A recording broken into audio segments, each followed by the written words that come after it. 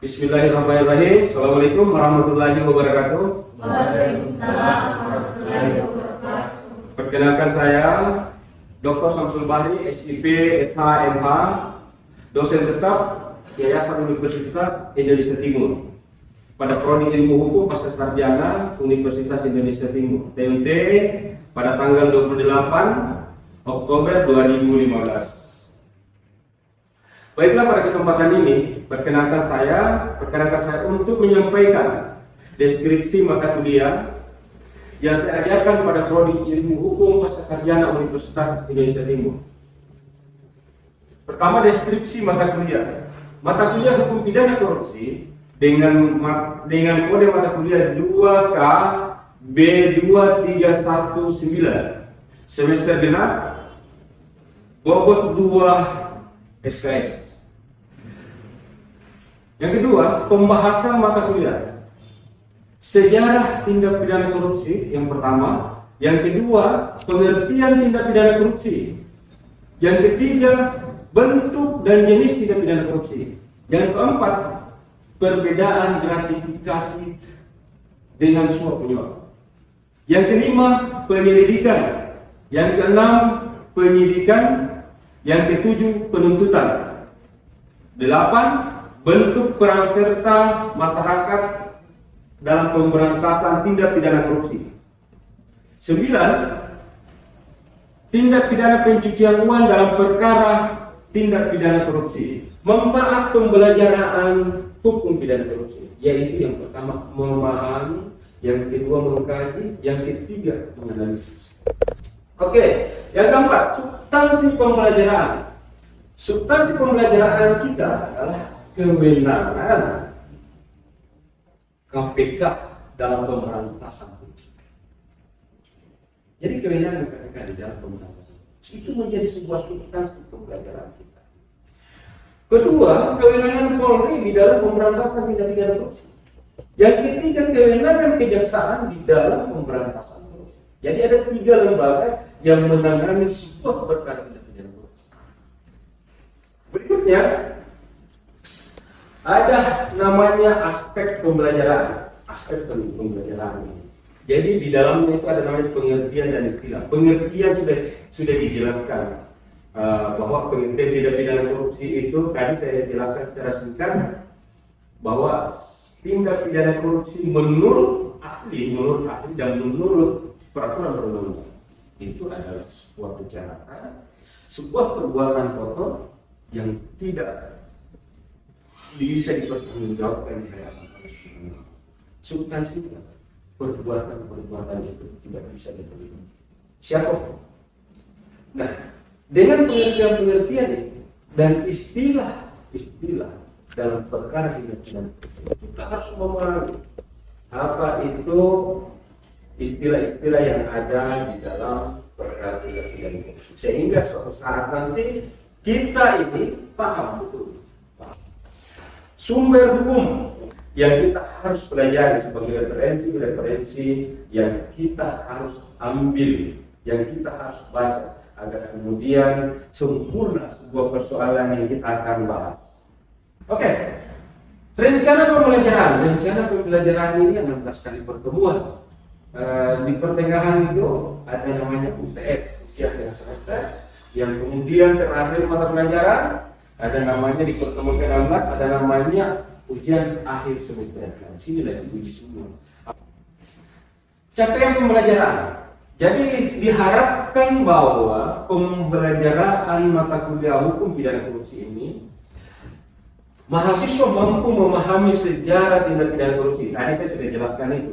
Jadi harus dipahami. Paling tidak jangan mengatakan bahwa dosen saya sudah menjelaskan tadi itu saja. Tidak seperti itu. Ada tadi bagian di mana saya jelaskan bahwa memahami, menganalisa dan seterusnya.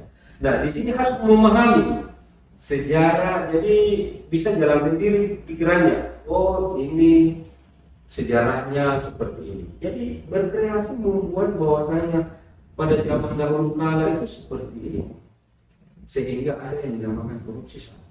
Oke, kita lanjut. Capaian pembelajaran poin 2, yaitu mahasiswa mampu memahami pengertian tindak pidana korupsi. Tadi saya sudah jelaskan Tetapi tinggal mahasiswa harus mampu memahami pengertian tindak pidana korupsi, paham. Jadi walaupun tidak sesuai dengan apa yang orang katakan, apa yang menurut ahli katakan, tetapi adik-adik sudah mengatakan bahwa pengertian tindak pidana korupsi itu sebenarnya seperti ini. Nah, oke, kita lanjut. Mahasiswa mampu memahami bentuk dan jenis tindak pidana korupsi. Tadi saya sudah katakan ada 7 bentuk tindak pidana korupsi itu. Salah satunya yang pertama, poin pertama itu tidak boleh kayak di bola balik, kerugian keuangan negara, suap menyuap, dan poin ke-7 gratifikasi. Saya biasa baca di media online, gratifikasi itu berada di poin 3, padahal jangan. Itu susunan sudah jelas itu.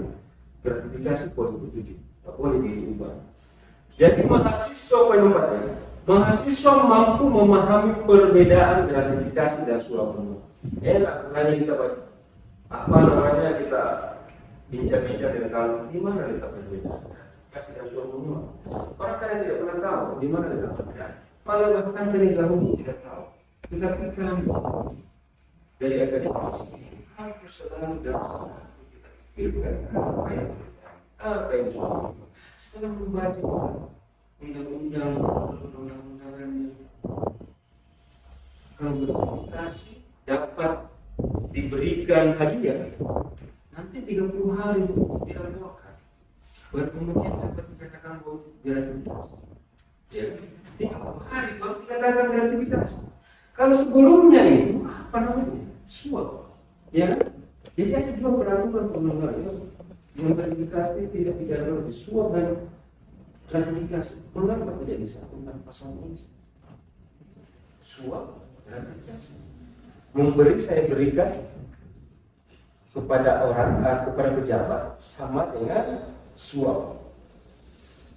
Tidak melaporkan 30 hari sama dengan gratifikasi. Jadi harus dijelaskan satu sebenarnya. Suap menyuap menjadikan saja gratifikasi atau gratifikasi menggabung jadi suap.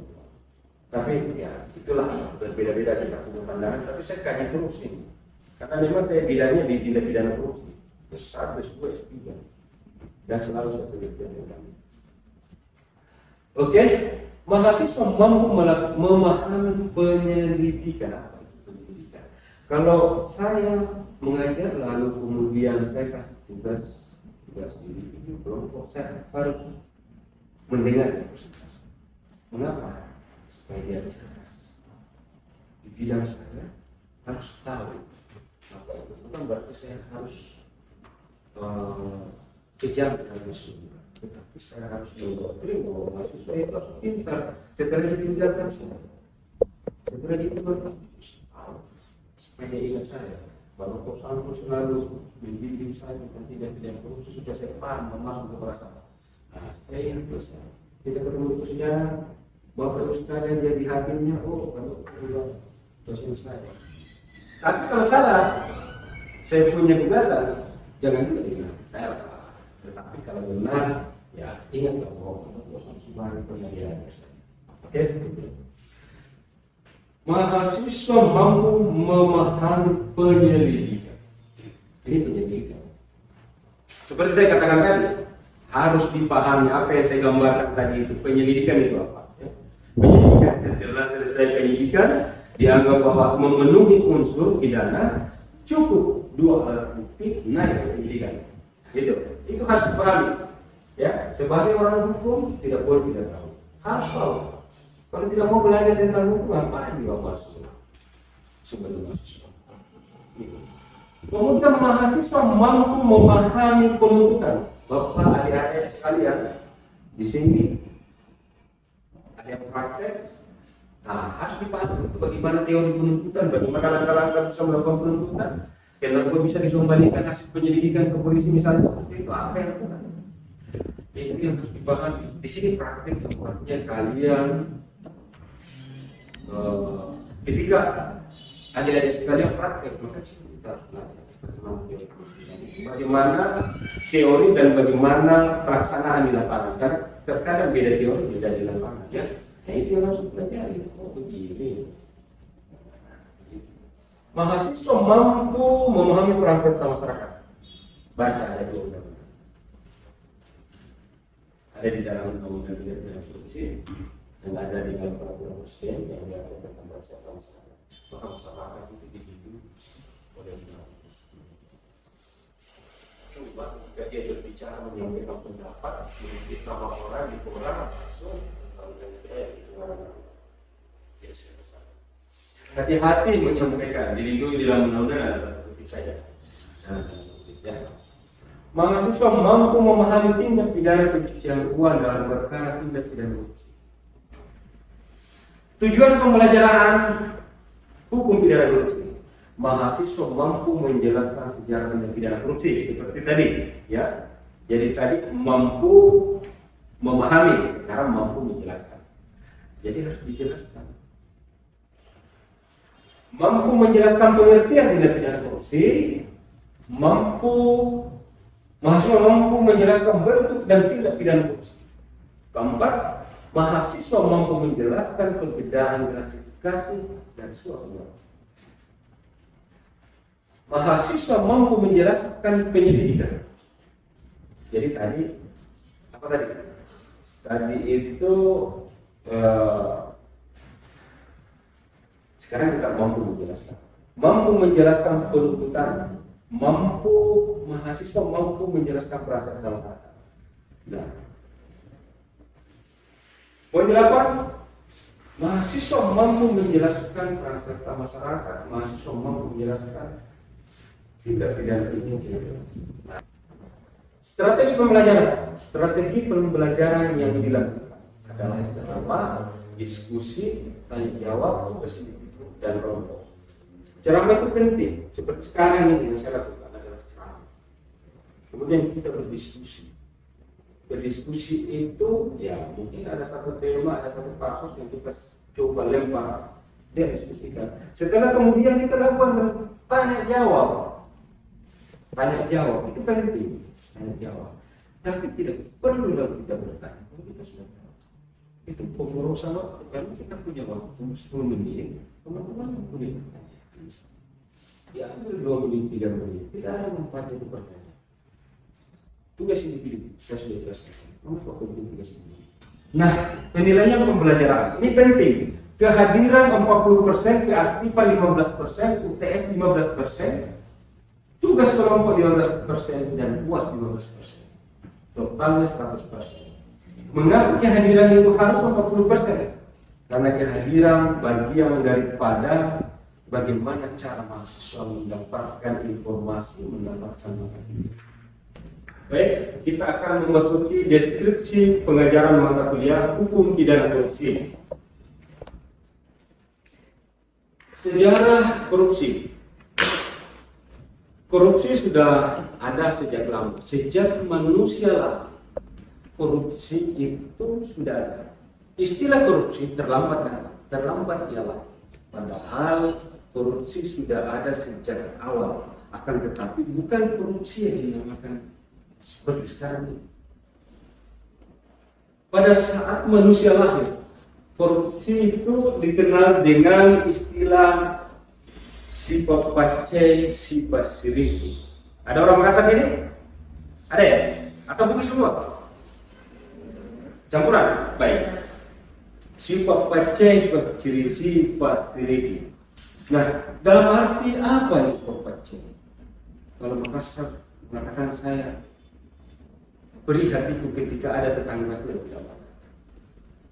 Itu pace. Jadi sakit hati ketika ada tetangga saya. Ya, kalau kemudian saya banyak, saya punya beras, jagung dan sebagainya.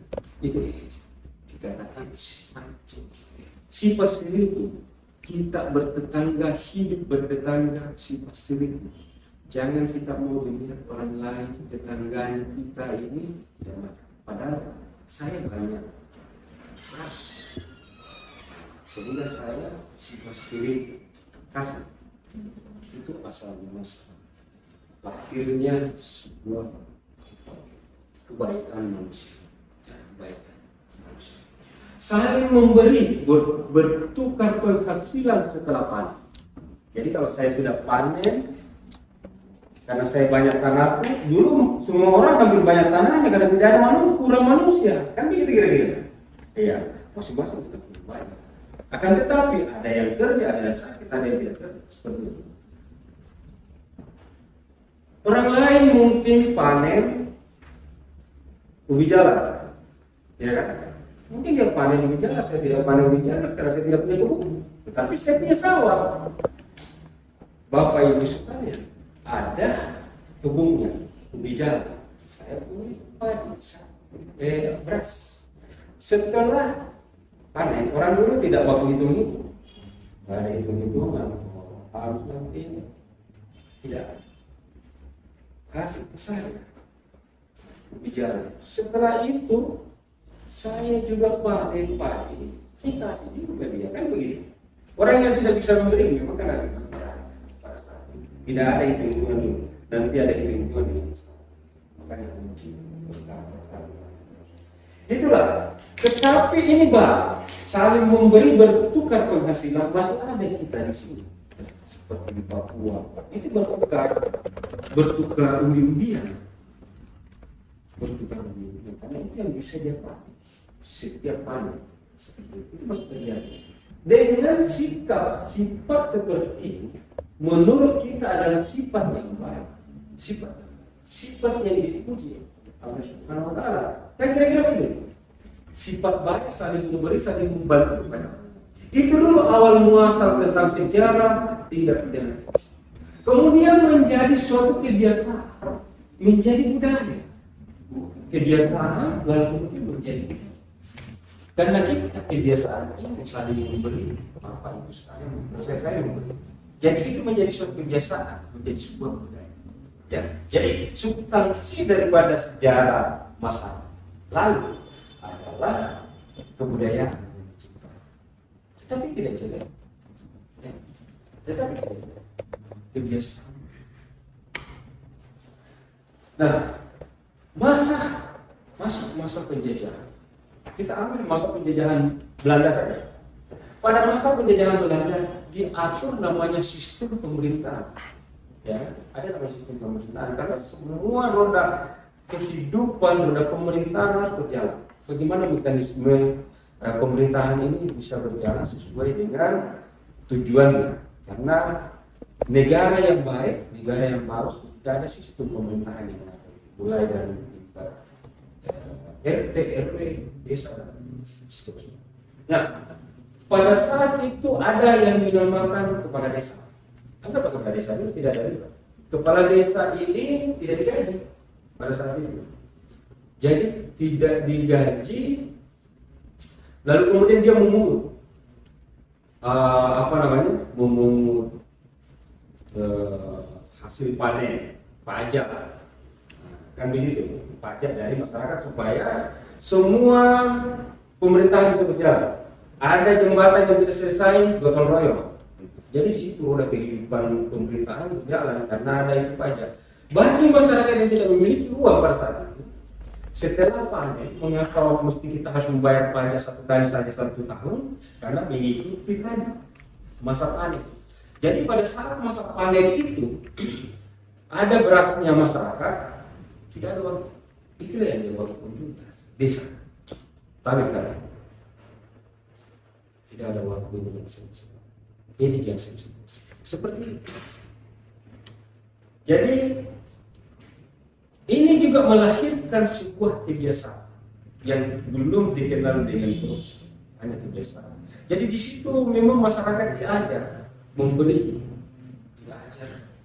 memberi dan membayar, karena kebiasaan itu melahirkan sebuah budaya. Kita masuk pada zaman sekarang. Jadi memang sebuah proses kehidupan kita ini terbagi atas 3 dimensi, yang ada namanya masa lalu, masa kini, masa sekarang. Ya. Sama dengan ini, proses korupsi, sebuah sejarah korupsi itu terbagi 3 dimensi. Masa lalu bagian dari sebuah peradaban manusia di mana manusia itu lahir, lalu kemudian masuk pada sebuah penjajahan yang mengatur tentang sistem pemerintahan yang menentukan bahwa sebuah kehidupan masyarakat akan jauh lebih maju. Sekarang maju, tetapi ada juga yang dinamakan perubahan-perubahan. Jadi nilai-nilai budaya yang ada di tengah-tengah masyarakat ini tidak akibat karena kemajuan. Tapi tidak bisa kita pungkiri bahwa kemajuan sebuah perubahan harus kita katakan tidak baik. Tidak bisa. Semua ada kata. Oke, masa perubahan adalah masa korupsi. Di zaman sekarang adalah masa perubahan. Ya, kemajuan masyarakat, kemajuan teknologi, kemajuan sebuah kebutuhan. Siapa yang tidak? Siapa yang tidak mau? Kalau kita mau kita pasti kita pasti kita pakai. Kita tidur, kadang lebih penting ini apa daripada lebih penting ini apa namanya? Ya jelas apa yang kita utamakan adalah hati dulu. Kita mau makan, misalnya belanja, hubungi tetangga, keluarga, semua. Ini yang menjadi sebuah kemajuan teknologi bagi kita. Tapi tidak ada masalah. Tetapi karena sebuah kemajuan teknologi seperti ini, dituntut kita bagaimana kita bisa mendapatkan keuntungan yang jauh lebih banyak. Ya, ada juga hobinya traveling, ini masalah. PNS sudah turun gajinya. Ya, kecuali pegawai negeri yang tidak mungkin mau berkeluarga, ya pasti dirinya. Tapi kalau sudah ada ini, tapi memang pemerintah sudah mengkalkulasi bahwa ketika dia sendiri sekian, ketika dia baru masuk PNS sekian, ketika dia sudah punya keluarga sekian, maka ada tunjangan suara. Seperti itu, jadi cukuplah sudah. Akan tetapi namanya hidup seorang manusia tidak akan pernah menemukan yang namanya puas. Sampai kapan? Sampai kapan?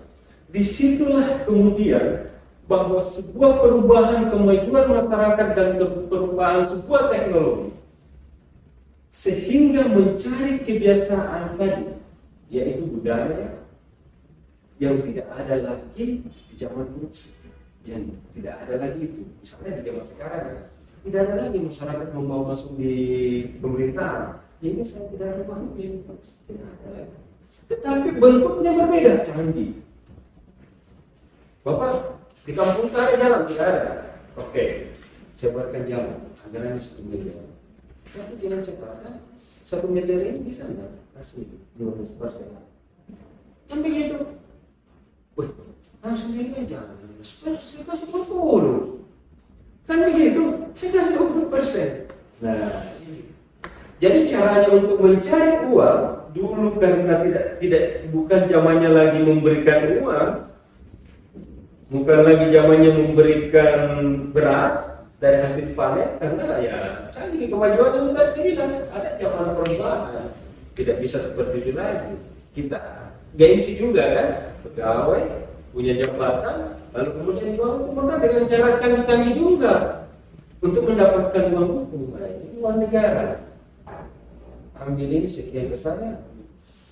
Jadi prosesnya ini di lapangan tidak akan beres. Itulah yang menimbulkan tindak pidana korupsi. Sehingga tindak pidana korupsi sekarang ini menjamah 3 dimensi sebuah proses kehidupan yang memasuki fase-fase korupsi, di mana korupsi itu sangat berdampak luar biasa. Saya kira itu pembahasan tentang deskripsi pengajaran.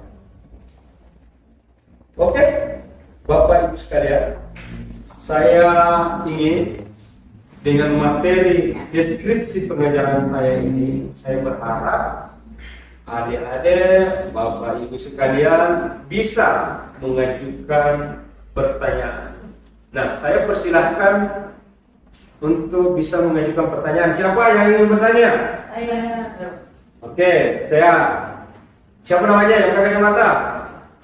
Oke, baik, terima kasih Pak atas kesempatan yang telah diberikan. Saya Afifah Triwardani ingin bertanya, siapakah yang berhak melakukan perhitungan atas kerugian keuangan negara? Terima kasih. Baik, terima kasih. Saya akan jawab dulu ya. Siapakah yang berhak melakukan perhitungan kerugian keuangan negara?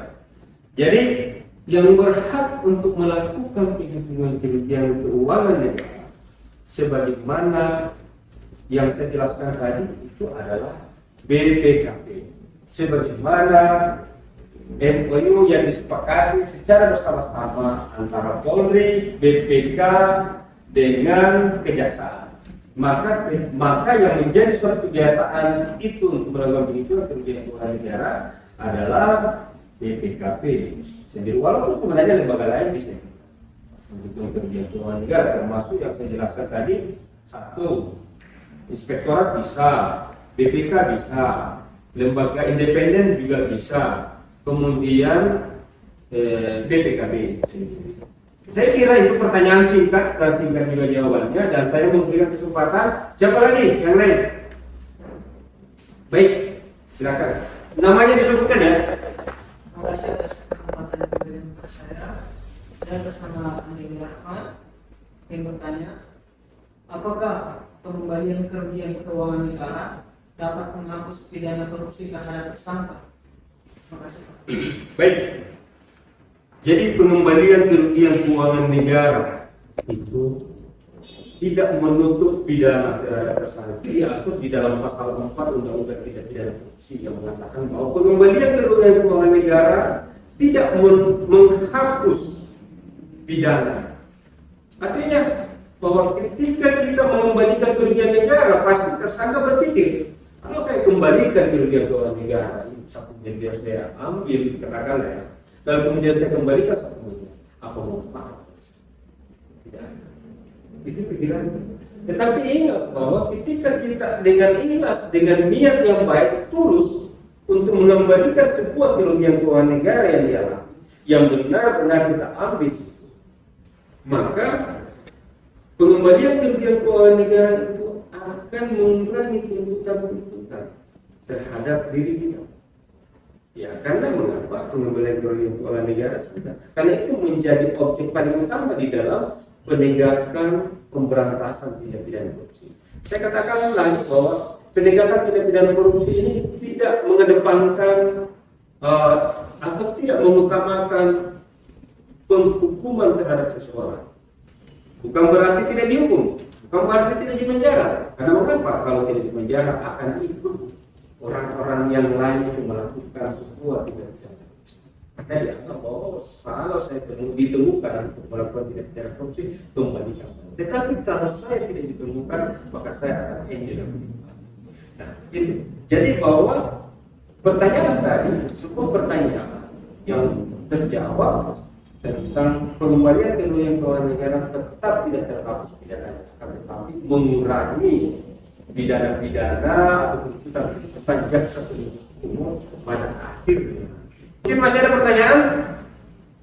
Oke, silakan disebutkan namanya ya. Baik, terima kasih atas kesempatan waktu yang telah diberikan kepada saya. Nama saya Ainia, mohon izin bertanya Pak, bagaimanakah proses penyelidikan tindak pidana korupsi? Oke, seperti yang saya jelaskan tadi, bahwa proses penyelidikan itu dimulai dari adanya laporan masyarakat, kemudian adanya temuan langsung oleh penyidik, dan kemudian adanya hasil audit BPKP. Itulah yang kemudian dimulai sebuah proses untuk mencari apakah ada perbuatan melawan hukum yang merugikan keuangan negara. Jika ada, karena berdasarkan laporan masyarakat harus ditindaklanjuti, maka dia harus mengumpulkan bukti, barang-barang bukti yang ada di lapangan. Jika memenuhi unsur, maka kemudian akan naik pada tahap penyidikan. Nah, inilah tahapan-tahapan itu yang sebenarnya harus dilakukan dan harus diterima, harus dilakukan dan harus ditegakkan oleh penegak negara. Jangan karena ada laporan kita abaikan. Apa yang saya sampaikan pada hari ini tentang deskripsi pekerjaan saya. Mohon maaf bila ada yang kurang, ada yang salah, terlepas dari kesalahan dan kehilapan saya itu tidak panggil dari saya, dan segala kelebihan tidak panggil dari Allah Subhanahu wa Ta'ala. Dan saya ucapkan billahi taufik. Assalamualaikum warahmatullahi wabarakatuh. Waalaikumsalam warahmatullahi wabarakatuh.